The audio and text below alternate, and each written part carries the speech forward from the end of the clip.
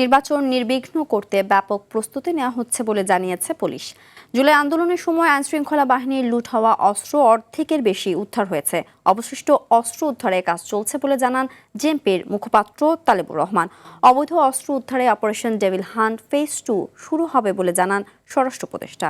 দীপ্তচন্দ্র পালের রিপোর্ট।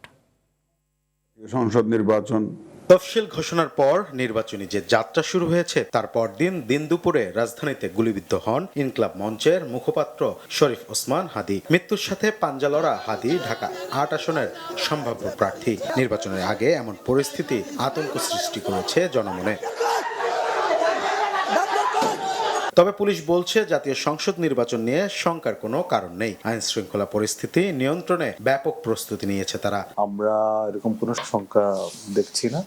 আমরা নির্বাচন যেন সুষ্ঠু এবং সুন্দর পরিবেশে হয় সেজন্য কাজ করছি। আর নির্বাচনী যে আইন শৃঙ্খলা পরিস্থিতি সেটার জন্য আমাদের যথেষ্ট প্রস্তুতি রয়েছে। এছাড়াও গণ অভ্যুত্থানের সময় লুট হওয়া অস্ত্র বেশিরভাগই উদ্ধার করা হয়েছে বলেও জানান প্রশাসন। বেশিরভাগ অস্ত্র কিন্তু আমরা উদ্ধার করতে সক্ষম হয়েছি। ঢাকা মেট্রোপলিটন পুলিশের 1898টি বিভিন্ন ধরনের অস্ত্র খোয়া যায়। এর ভিতরে প্রায় আপনার 1234টার বেশি অস্ত্র আমরা উদ্ধার করতে সক্ষম হয়েছি। এখনো 600 সামথিং অস্ত্র মিসিং রয়েছে।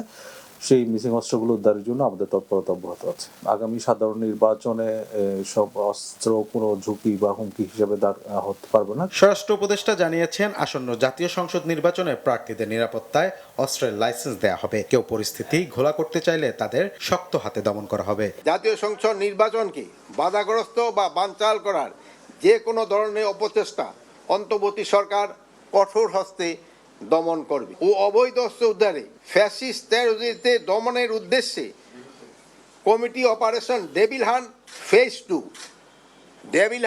ফেজ 2 অবিলম্বে চালু করার সিদ্ধান্ত গ্রহণ করা হয়েছে। এখন যারা ইলেকশনে পার্টিসিপেট করবে এবং তারাও যদি হাতিয়ার চায় তাদেরও হাতিয়ার আমরা লাইসেন্স তাদের আমরা দিব। আগামী জাতীয় সংসদ নির্বাচন শান্তিপূর্ণ করতে আইন শৃঙ্খলা পরিস্থিতি সহনীয় রাখাই এখন বড় চ্যালেঞ্জ। এই প্রস্তুতি কতটা আস্থা ফেরাবে সেটাই এখন দেখার বিষয়।